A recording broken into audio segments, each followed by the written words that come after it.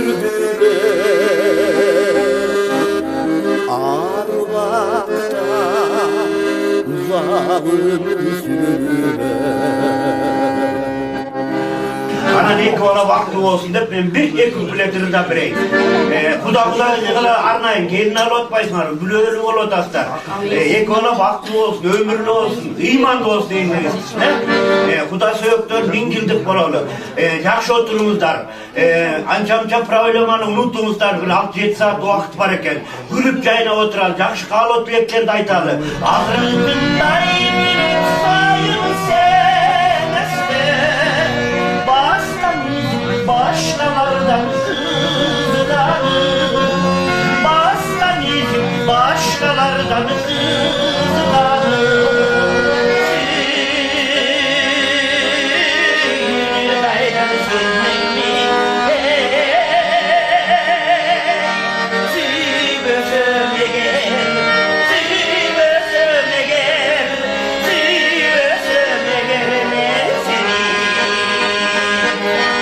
Ağlasın var